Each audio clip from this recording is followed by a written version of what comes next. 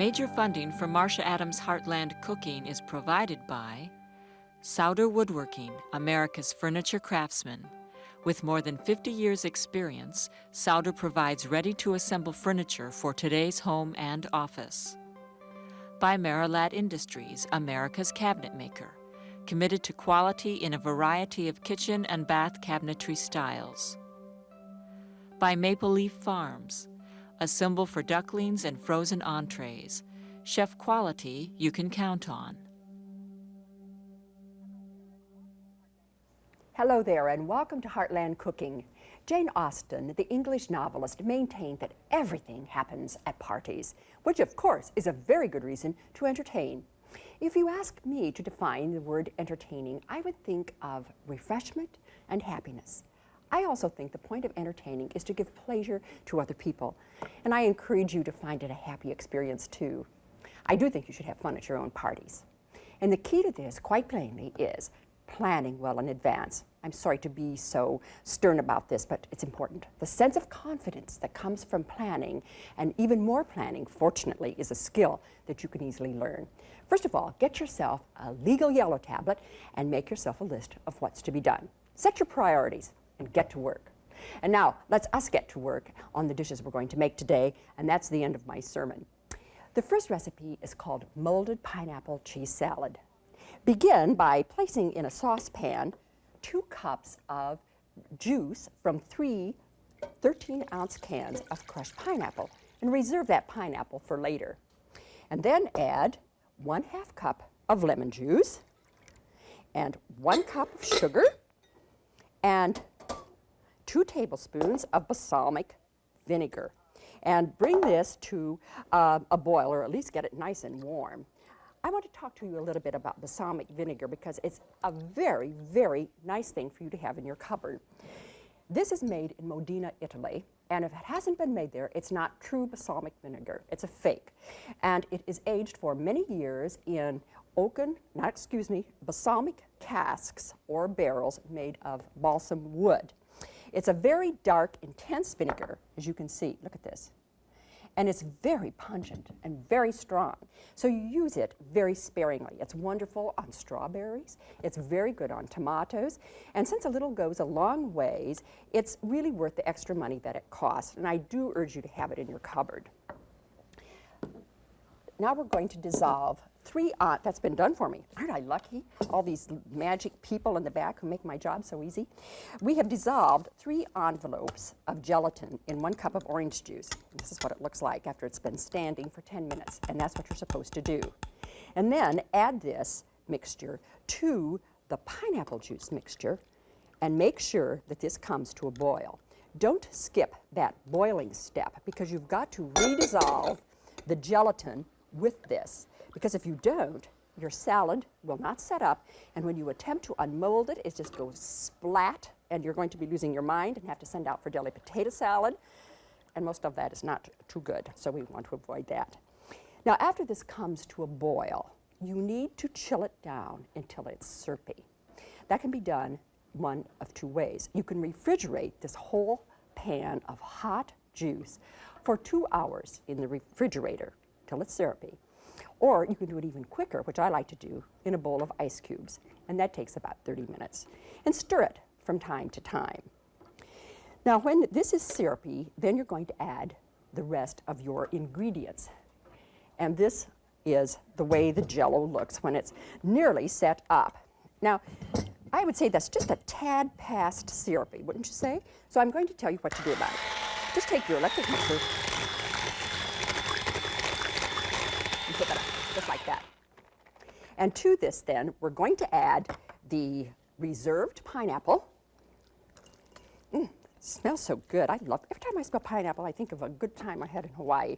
And 1 cup of heavy whipped cream that's been whipped until stiff peaks form. And 1 cup of shredded cheddar cheese. The sharp cheddar, I think, is really good in this. It makes it quite different. And 2 teaspoons of grated orange rind. Now mix this together. You know, I think that molded gelatin salads have gotten a bad rap in most places because we think of them being those green rings with pineapple suspended in them that you get on salad bars in some restaurants. And yet some of these salads, like this unusual one I'm showing you today with its addition of cheese as well as a tart dressing that I'm going to show you later, are really elegant and can be both unusual and refreshing. Isn't this pretty? You can see how good it looks. Now, I want you to pour this into a 2.5 quart mold.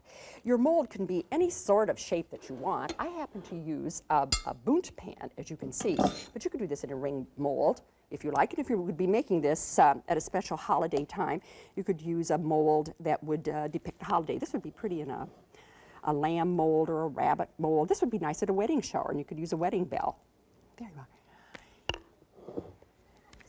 And then this should be covered with a plastic wrap and refrigerated overnight. Now, it's important to cover all the food that you put in the refrigerator with some sort of covering, like plastic wrap, because what happens is you will lose flavor if you do not. Refrigerate this overnight or even make it 2 days in advance if you like. Now, the dressing is very pleasant and very easy. We start with 1 cup of regular mayonnaise, and to that, we're going to add 2 tablespoons each of onion, celery, green bell pepper, and red bell pepper. And if you don't have any of the red bell pepper on hand, you can use red pimento. Now mix this up quickly. There's something about the vegetables that belong in a salad playing off the sweetness of the molded salad that's really good and unusual. Now put this in a pretty dish, and I'm going to wipe it up a bit. Because you know the presentation of the dish is as important, really, as the flavor. Nearly, not quite. All right, these gelatin molds, like we made today, really have a posh history. The Victorians in early England called them jellies, and cooks in affluent private households, like Mrs. Bridges in Upstairs Downstairs, were often judged by the heights of their jellies. This is a very refreshing, enticing summer salad. This recipe came to me from a friend, Jane Vincent, and she served it at a dinner party that she and her husband Wayne gave one summer evening in their beautifully landscaped garden. We're going to take a look at some of the food preparation that went on and the food that she served at that party. And I hope that you have some ideas after looking at it that you might be able to use in a gathering that you'll be having. Entertaining outside in the summer when flower gardens are at their peak is really an ideal time for Jane and Wayne Vincent, who live in southern Indiana. The Vincents, who are active in the arts, frequently have a buffet dinner before a performance. It's a very gracious way to entertain. As you can tell, the Vincents also garden with a passion and an eye for composition. They work together as a team. For them, entertaining is a mutually enjoyed pleasure. The deep red patterned antique china is Earlham College china and has been lovingly collected over the years. It's quite perfect used with pink linen. The flowers are from the Vincents' gardens, of course. Picked early in the day, the stems were deeply immersed in cold water before arranging. The glass hurricane lamp will keep the candle from being blown out if any evening breezes arise.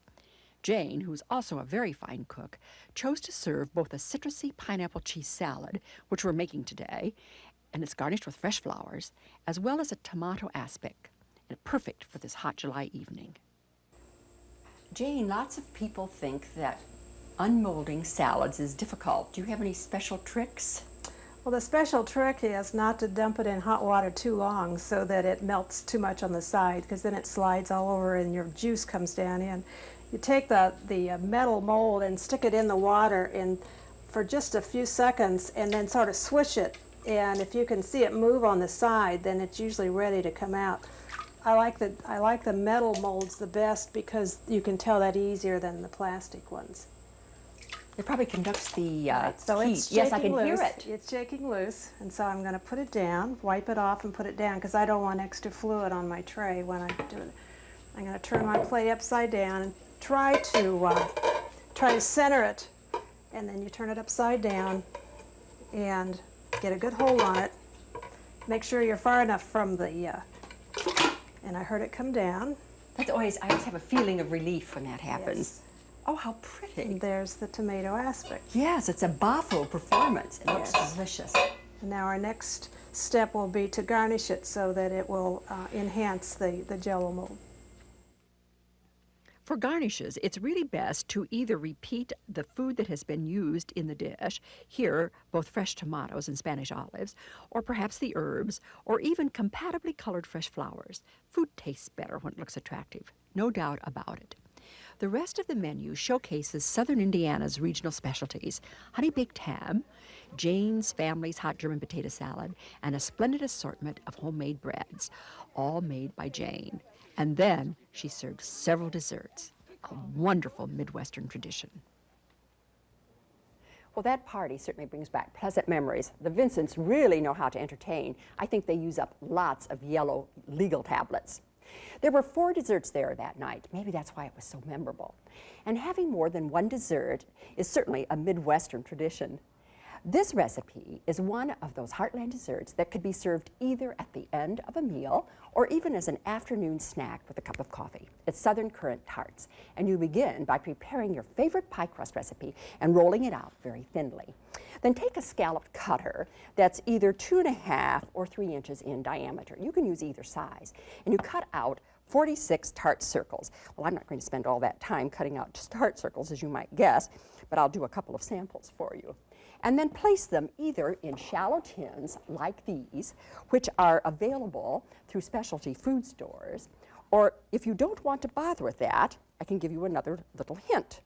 You can use upside down muffin tins and just press your tart round on that and sort of firm it up so it makes a shell, and then prick the top with a fork. Isn't that easy? Now, if you're doing this version of it on the muffin tin, you want to pre-bake these shells for 4 minutes. The other ones are not pre-baked. Now, to finish this up, we're going to make this delightful lemon currant sauce.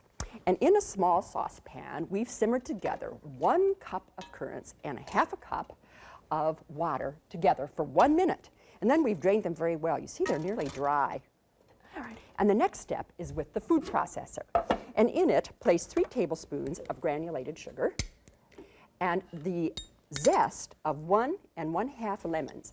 Now, lemon zest is actually just the yellow peel of a lemon, not any of the white pithy part, and this was done with a potato cutter. And put that in the Cuisinart. And then just process it until those lemon bits are very, very fine. There. Let's take a look at this. I think it needs a little more whizzing. This recipe is from my very dear friend, Eleanor Fox Baker. And even though we're a generation and miles apart, we do share an affection for gardening and cooking and arts, all the arts that transcends years and geography. And one time I arrived very late at her house in the afternoon, and waiting for me was a tray of these currant tarts, and they were served on antique Camper china. And I'll talk about that a little later. Now, to this, I want you to add the rest of the sugar and the juice of 1 1/2 lemons. We have that right here. And 4 tablespoons of melted butter. And whiz that together again. I'm going to let that run a while. Then, beat 1 egg until frothy. And to that, add the currants. Now see, you can already see what's happening here. This is going to be so good. There. And then add the contents of the food processor, which is all that sugar and lemon rind and lemon juice that's so good. And it doesn't make a lot of batter, but these tart shells, as you can see, are very, very thin. And then let's add a splash of vanilla, say 3/4 of a teaspoon, and just a speck of salt. The salt will break up the sweetness of this. Just a speck makes a big difference. Now, in the tart shells, you're going to use anywhere from 1 to maybe 1 teaspoon to a tablespoon of filling. And it just depends on the tart shell's size that you have. Here we are. I'm just going to fill part of them. I would say, see here, I'm just using a scant tablespoon. And for this size tart pan, and if you have not pre-baked them, these will be baked exactly for 12 to 15 minutes at 350 degrees. Now when I say exactly, I mean you want to watch these because they could burn on you very quickly. Now for those shells that you might have baked on the muffin tins, and this is what they look like when they're finished, these should be pre-baked for 4 minutes. This should be pre-baked for 4 minutes. And this is what they look like when they're all done. Aren't they cute?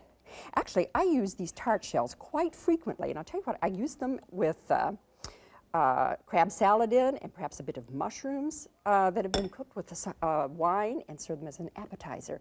These works very well. Now bake these pre-baked filled tarts for 6 minutes only. And I'll review for your sake the baking time on the raw ones that you're baking from the very beginning. You bake the raw ones for 12 to 15 minutes in a 350 degree oven. Actually, this whole idea of using the upside down muffin tins came out of an emergency that happens to every cook, whether they're in a TV studio or in their own kitchen. As you might guess, I brought everything from my kitchen over here to Bowling Green when I moved here to do these 26 part series. My husband is left at home with a saucepan and a jar of instant coffee. It took 2 vans and 2 carloads to get all these things over here. And when I arrived, I discovered that we had lost somewhere 2 tart tins, plus 2 oval bakers, and more importantly, 24 corn cobs. Now, I'm more concerned about the corn cobs than the tart tins because I really can find additional tart tins. These, however, did come from a rather long distance from Fort Wayne. Somebody made a trip over and brought them over to me from a catering friend. But at any rate, these corn cobs have me very worried because I'm going to use them in another recipe later on. So I do hope you'll keep watching to see, number 1, if we can find the corn cobs, and number 2, what kind of a fabulous recipe I'm going to construct with 24 corn cobs.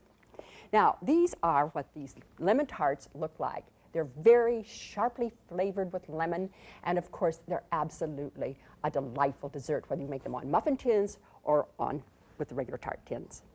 I found this next recipe in Minneapolis, Minnesota at the 510 restaurant. And for you art lovers, you might be interested in knowing the restaurant is just across the street from the Walker Art Center and the Guthrie Theater. The recipe is smoked salmon cheesecake, and it's served as an appetizer, not as a dessert. And one reason I really like this recipe is because it's made of fresh indigenous ingredients from the Midwest, my favorite things. Walnuts from Missouri, cheeses from Minnesota and Wisconsin, and smoked salmon from the Great Lakes. First, we'll begin by making the crust, and you do it in a food processor. You want 2 cups of French breadcrumbs that are done very fine, like this. And to that, add 1/2 cup of toasted walnuts and 1/2 cup of butter, 1/4 cup grated Swiss or Gruyere cheese. Now the 510 restaurant uses Gruyere, but you can use that cheese interchangeably with Swiss, which is what we've done here today because it's really more readily accessible to most of us. And 1 tablespoon of minced fresh dill. Now do use the fresh, and I urge you not to use the dried. Just omit it if you have to use dried. This is what fresh dill looks like. Isn't it pretty? It's feathery and soft, and once you raise this in your garden, you'll have it forever and ever because it seeds itself so beautifully. This freezes very well by simply snipping it into a wide-mouthed plastic container and freezing it. I use it all winter long in cabbage dishes and fish dishes. Now, process this until it's well combined. And then transfer this to a spring-form pan that has been well greased with butter on the sides, up 2 inches on the sides, and also on the bottom. And you're going to make a side crust and a bottom crust, and begin by doing it on the sides like this. And then you'll know how much you have left to sort of sprinkle out sparingly on the bottom. This takes a bit longer than you might think because you want the crust to be very attractive. Because in a spring-form pan, and let me show you the spring right here, we're going to remove this whole outside pan, and that's why we want this crust to look nice. You know, as a baker, I was really surprised to discover that Minneapolis was, or I should say is, the world headquarters for 4 of the 5 largest flour milling companies. It's also the largest cash grain market in the world. We're talking about an enormous grain growing area here. So you can see that both Minneapolis and its sister city, St. Paul, across the Mississippi, have been agricultural hubs since those towns were settled. Now this is about as much time as I'm going to give this. It takes a little while. So I have another one that I can use to fill. Now after you have this all nicely done, and allow time for that, put it in the refrigerator while you're preparing the filling. Actually, you could prepare that crust a couple days ahead of time. In a skillet, we have sauteed 1 onion and 3 tablespoons of butter. Now, it's very important that there is no color in these onions. You want them just sort of pale yellow. And we're going to add that to 1 3/4 pound of cream cheese that's been whipped, and it's better really if you've had it at room temperature for a while. Get these onions in here. I can smell the smoked salmon already. It's been kind of hard to stay out of it, actually. And then we're going to add another 1/2 cup, not a 1/4 cup, the 1/4 cup went in the crust, a 1/2 cup of grated Swiss or Gruyere, and 1/3 cup of 1/2 cream, or you could use whipping cream, and 1/2 teaspoon of salt, and 1/4 teaspoon of black pepper. And then put that back on the beater and combine it briefly. Let me move this dill aside. And now we're going to add 4 eggs, 1 at a time, and beat briefly. Incidentally, you could use white pepper or black pepper in this. Now, 1 at a time, and beat briefly. Let me give you some hints about making truly successful cheesecakes. The biggest problem you're apt to encounter will be a crack appearing on top of the baked cake. Now, that's not the end of the world if it does happen, as we all know. And if you're frosting the top of the cake, that's absolutely no problem at all.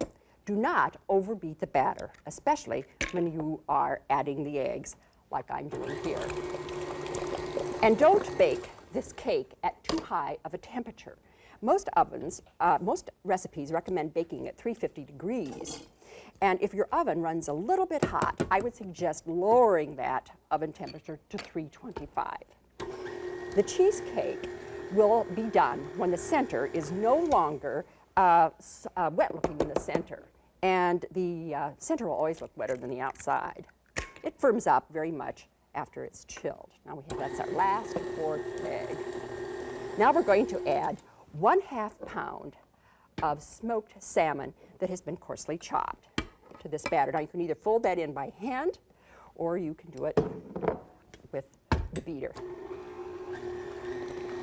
There we are. Now transfer this to your cheesecake crust. Doesn't that look good? And then I want you to bake this at 350 degrees for 45 minutes. It's a very suave, sophisticated appetizer or a first course. Incidentally, some cheesecake makers sometimes use waxed dental floss to cut a cheesecake. That would not work if you baked it in a crust like we did today. And some people then will freeze their cheesecakes first and then cut it with a knife to avoid a messy cake top. Successful entertaining is really a highly creative exercise in pleasing other people. And it's an art worth mastering, or at least I think. And you people must think so too, because I get a lot of mail requesting recipes that can be used for easy entertaining. The majority of us nowadays, with our very busy schedules, are doing our serious cooking on the weekends when we have people over. All of these dishes that we made today can be made in advance and make your own entertaining easier. I want you to have fun at your own parties. Let's take a look at what we did today. Molded pineapple salad, tart and refreshing. And lovely, luscious lemon tarts, perfect for picnics or an elegant tea. And finally, the salmon cheesecake. Serve it with a touch of caviar. I mentioned to you earlier about my friend Eleanor serving the currant tarts on Compere. Actually, that word looks like it's spelled quimper, Q-U-I-M-P-E-R. There's something about this earthy, cheerful ware that really attracts the touch.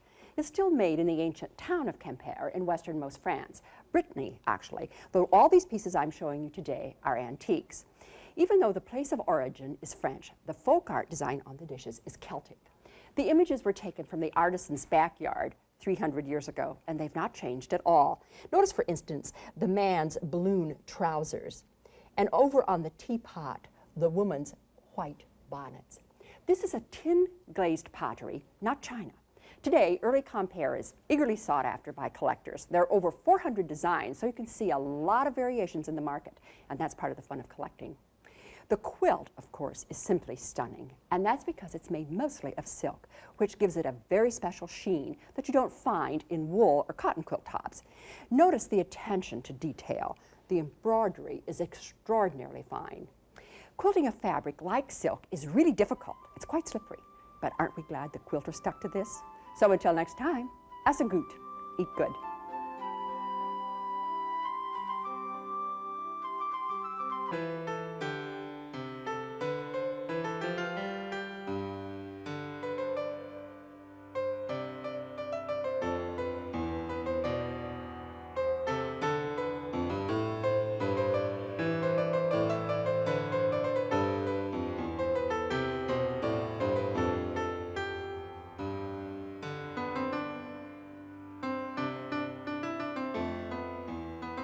Major funding for Marcia Adams Heartland Cooking is provided by Souder Woodworking, producers of ready-to-assemble furniture for the home and office, America's furniture craftsmen with more than a half-century of experience.